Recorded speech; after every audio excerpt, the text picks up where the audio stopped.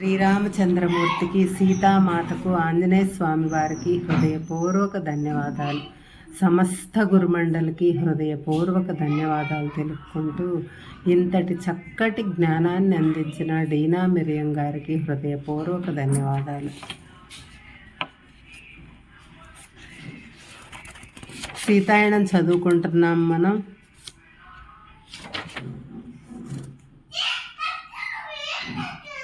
అఖిత మాత మళ్ళీ పలికింది. అలా పలికేటప్పుడు తాను దేనినో జ్ఞాపకం చేసుకున్నట్లు కళ్ళలో నీళ్లు తిరిగాయి. కొంతసేపు ఆ ఉద్వేగాన్ని నిలువరించలేక మాట్లాడలేకపోయింది. చివరకు అఖిత లంకలో సుదూర ప్రాంతం నుంచి నేను నా కోసం మీ జపాలు ప్రార్థనలు విన్నాను. మీరు పవిత్ర సరయూ నది ఒడ్డున ఇంకా అనేక మంది అయోధ్యవాసులతో పాటు సూర్యోదయానికి ముందే మిగిలిన అయోధ్య అంతా ఇంకా నిద్రలోనే ఉండగానే ఎండనక వాననక చలనక చీకటనక నా కోసం ప్రార్థనలు చేయటం నేను చూశాను. మీరే నా రక్ష. మీ ప్రార్థనలు నా చుట్టూ ఒక కవచాన్ని సృష్టించి నా వైపు ఏ చెడు రాకుండా నిరోధించాయి. నేను మీకెప్పటికీ కృతజ్ఞతగా ఉంటాను. సీతామాత అయోధ్యకు వచ్చిన తర్వాత వీళ్ళేంటి ఆ సరయూ నది దగ్గర అందరూ ప్రార్థనలు చేస్తున్నారు. సీతామాత రాముల వారు తొందరగా రావాలి, వాళ్ళు సంతోషంగా అడవికి కదా వెళ్ళింది, అందుకని వాళ్ళు ఎంతో సంతోషంగా ఉండాలి అని ఎంతో ఆర్తితో ప్రార్థనలు చేస్తున్నారు. మీరు ప్రార్థనలు చేయటం నేను చూశాను, నాకు తెలుసు. మీ ప్రార్థనలే నాకు రక్షగా ఒక కవచంలాగా ఉన్నాయి అని సీతామాత చెబుతుంది. మహారాణి మాత మాటలు కదిలిపోయి ఆమె కన్నీళ్లతో బదులిచ్చింది. నేనేమీ కాదు, ఎవ్వరినీ కాదు, నా విధిని నేను నిర్వర్తిస్తున్నానంతే. నేను మీ సేవకురాలిని. నాకున్న ఒకే ఒక్క కోరిక మీ క్షేమమే.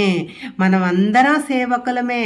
ఇక్కడ ఒకరికొకరు భిన్న విధాలుగా సేవించుకుంటున్నాము అంతే. నవ్వుతూ అంది మాత. ఇక్కడ ఎవ్వరూ ఎక్కువ కాదు, తక్కువ కాదు, మనం అందరూ సేవకులమే, ఒకళ్ళకొకళ్ళ సేవలు చేసుకుంటున్నాము అంది ఆ మాత. చూడు రాజమాత. అప్పటి వరకు మౌనంగా వింటున్న అఖిత కుమారుడు మాతను ఆహారం కానీ నీరు కానీ అందించనా అడిగాడు. మాత తల పంకించి, నేను లేనని వారు తెలుసుకునేలోపే నేను మందిరం చేరాలి. చూడు, కాపలా వారి నుంచి రక్షించుకోవటానికి ఏ దుస్తులు ధరించానో అని నవ్వింది. మళ్ళీ అఖిత వైపు తిరిగి నెమ్మదిగా, మీరు మళ్ళీ బలం పుంజుకోవాలి. మీకో మనవడు వస్తాడు, వాడికి మీరెంతో చెయ్యాలి. అతను మిమ్మల్ని ఎంతో ప్రేమించి మీ హృదయంలో ప్రేమను తరువాతి వారికి అందిస్తాడు. మాత ఆమె చేతులను తన చేతుల్లోకి తీసుకుని నిమిరి వెళ్ళటానికి లేచింది. ఆమె తలుపు దగ్గరకు వస్తుండగా మాత హఠాత్తుగా వెనుదిరిగింది.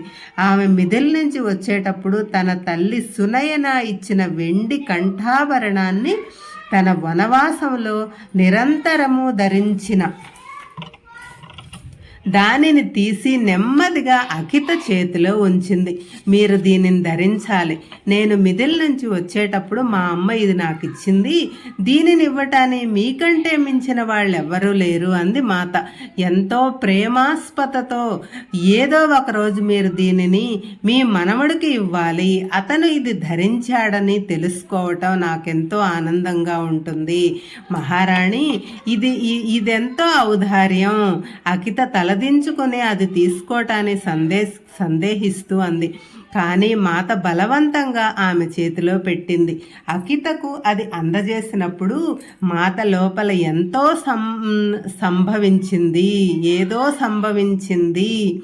నాకు అది తెలియలేదు. కానీ వారి ఇంటి నుంచి వచ్చేటప్పటికి ఆమె మనస్సు వికలమైందని గ్రహించాను. పూర్తిగా తెల్లవారిపోయింది. వెలుగులో మేము మందిరం వైపు గబగబా నడిచాము. మాత బయటికి వెళ్ళనివ్వట్లేదని ఆ చెలికత్తె దుస్తులు ధరించి మాత బయటికి వెళ్ళింది.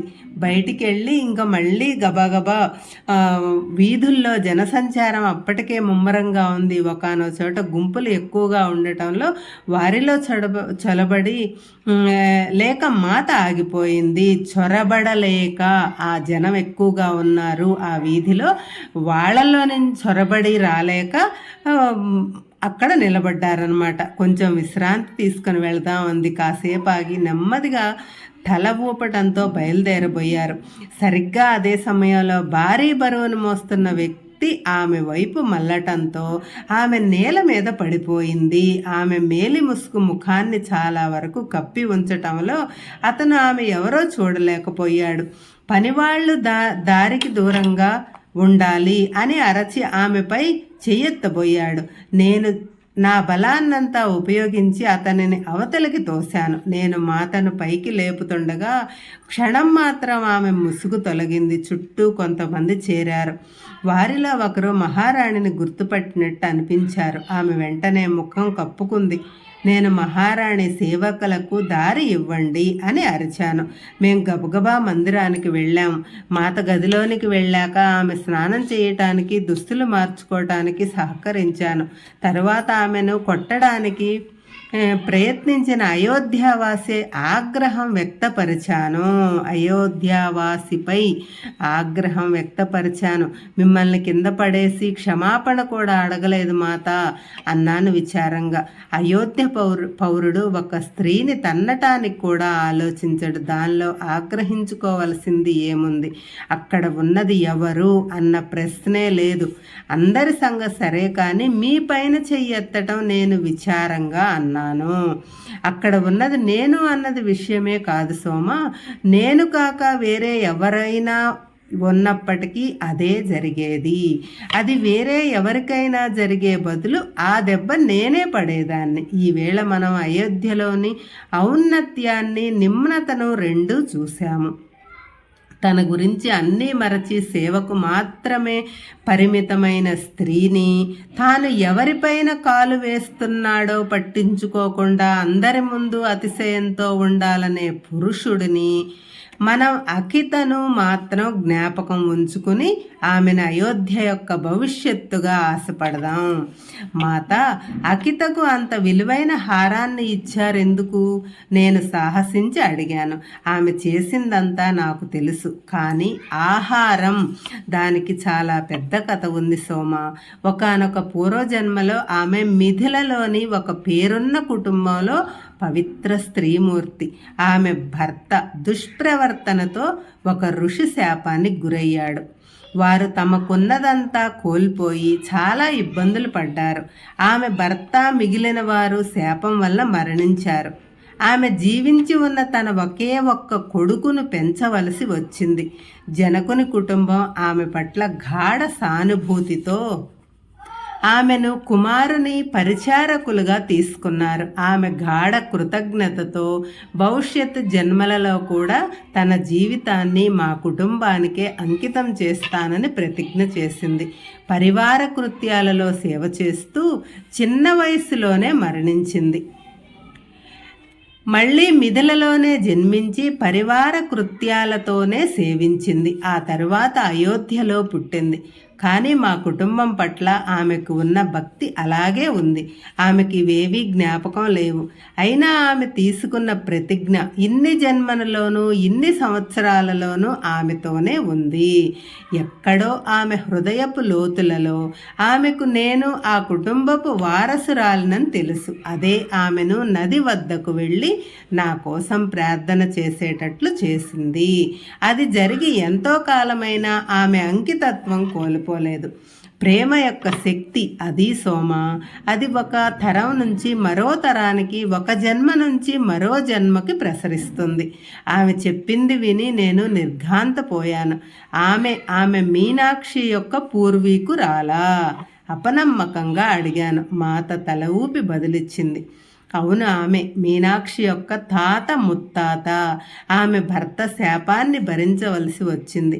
ఆమె ఏ పొరపాటు చేయకపోయినా ఇన్ని సంవత్సరాలు జన్మల తర్వాత కూడా కోల్పోని అంకిత తత్వాన్ని చూసి నేను కదిలిపోయాను. అందుకే ఆమెకు నేను నా విలువైన హారం ఇచ్చాను. ప్రేమ ఒకవైపే ప్రవహించే వాగు వంటిది కాదు. అది వికసించాలంటే రెండు వైపులా ప్రవహించాలి. జనకుని కుటుంబం వల్ల ఆమె చూపిన ప్రేమ, దానిని మేము ఆమెకు తిరిగి ఇవ్వటం, ఆమె వారసులు నది వద్ద ప్రార్థించటం, ఆమెను గుర్తించి ఆమె ప్రేమను తిరిగి ఇవ్వటం, ఈ ప్రేమ చక్రం మమ్మల్ని నిలిపి ఉంచింది. విశ్వం ఈ విధంగా పనిచేస్తుంది. శ్రీరాముడు మాత వద్దకు సాధారణ ప్రజానీకంతో సమావేశానికి ఆమెను తీసుకువెళ్ళటం కోసం వచ్చేసరికి నేను ఇంకా సమాచారాన్ని విశ్లేషించుకుంటూనే ఉన్నాను.